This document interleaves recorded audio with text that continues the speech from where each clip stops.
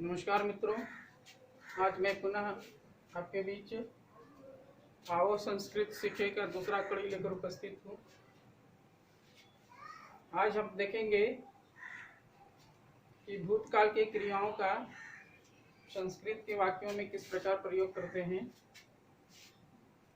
पिछले क्लास में हम लोगों ने देखा था लट लकार के बारे में पढ़े थे, जिसको हम लोग हिंदी में वर्तमान काल कहते हैं। तो आज देखेंगे भूतकाल के क्रिया को किस तरह से हम संस्कृत के वाक्य में प्रयोग करते हैं, जिसको हम लोग संस्कृत में लम लकार बोला जाता है भूतकाल को।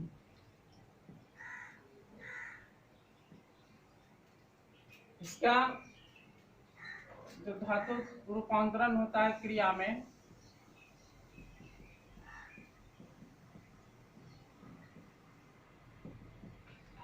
उसी तरह से होगा एक वचन, द्विवचन और बहुवचन। प्रथम पुरुष, मध्यम पुरुष और उत्तम पुरुष।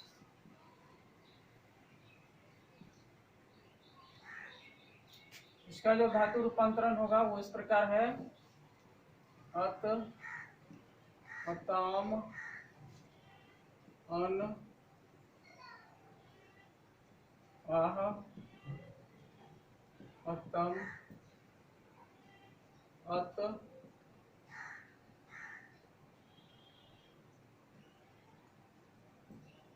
अम, आव, आम।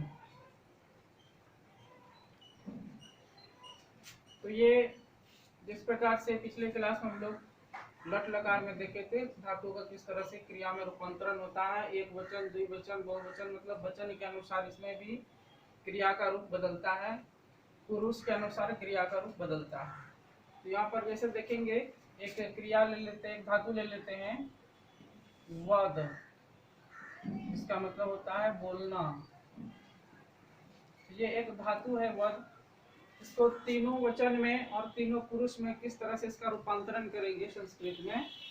लकार है भूतकाल का लम लकार। यहाँ देखेंगे जैसे यहाँ पर प्रथम पुरुष एक वचन में अत है, तो ध्यान रखना है कि जब हम लम लकार में क्रिया को, धातु को क्रिया का रूप देंगे तो ये जो रूप है ये अलग अलग तीनों वचन में, इसमें अ को पहले रखना है, इस अ को पहले रखना है, बीच में धातु रूप को लाना है और हलंत हटा देना इसका। तो अवदत्त, इसके बाद फिर अ आएगा ये वाला, इसके बाद इसके अंत में ताम को लाना है, बीच में आ जाएगा मूल धातु जो है अवदताम।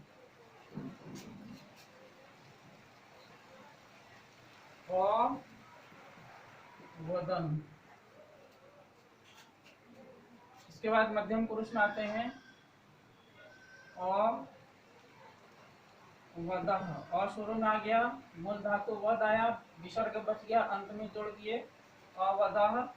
इसके बाद अ, फिर वद, फिर बच गया तम, अंत में जोड़ देंगे अवदतम।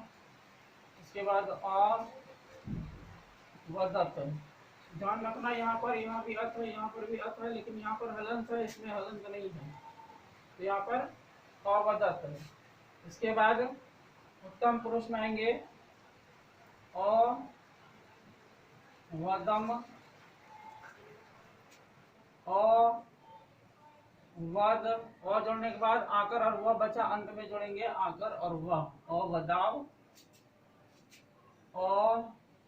अवद, आकर और म, अवदम।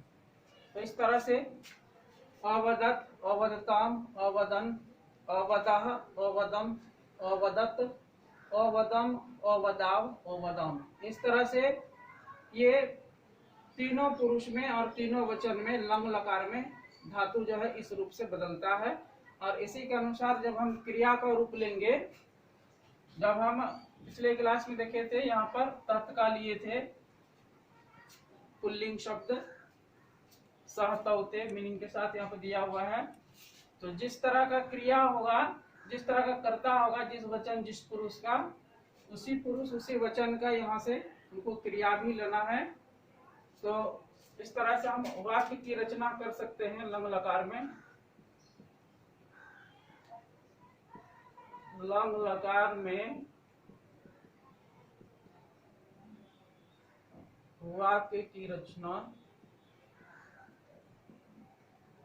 कैसे करेंगे? जैसे लिखेंगे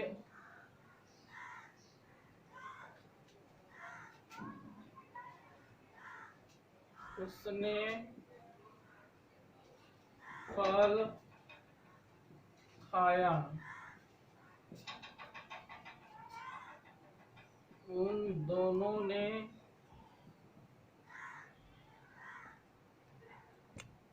फल खाया, उन लोगों ने फल खाया।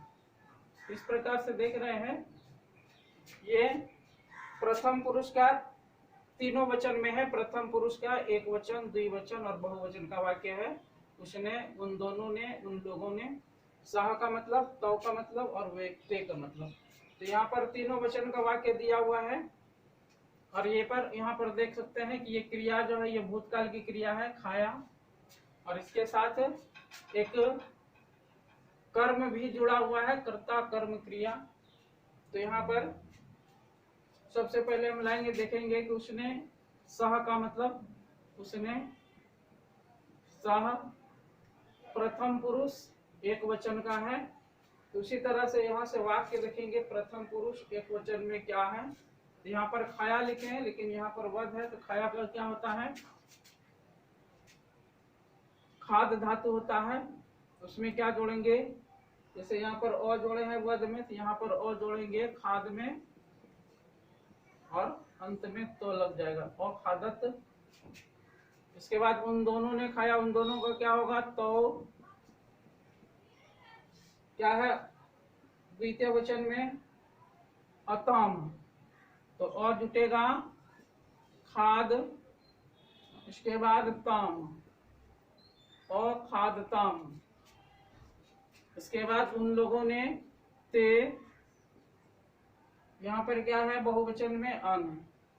बहुवचन का क्रिया है प्रथम पुरुष, बहुवचन का करता है, तो प्रथम पुरुष बहुवचन का क्रिया भी लेना है अन।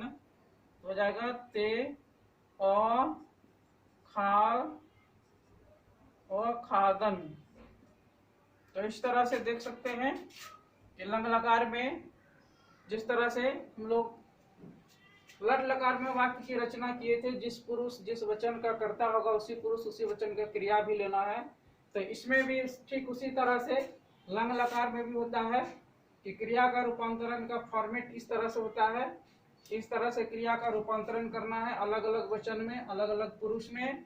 इसके बाद यहाँ से कर्ता लेना है, और कर्ता चाहे और भी हो सकता है, इसके जगह पर किसी का नाम हो सकता है तो नाम लिख सकते हैं। नाम के साथ नाम जैसा होगा, एक वचन में है, द्विवचन में, बहुवचन में, उसके अनुसार हमको यहाँ से क्रिया का रूप लेना है। इस तरह से आपका लंग लकार में वाक्य का रचना हो सकता है संस्कृत में। तो आज के वीडियो में इतना ही। फिर अगले वीडियो में हम आपके अगले संस्कृत के कुछ और तथ्यों के साथ उपस्थित होंगे। तब तक के लिए जय हिंद, जय भारत।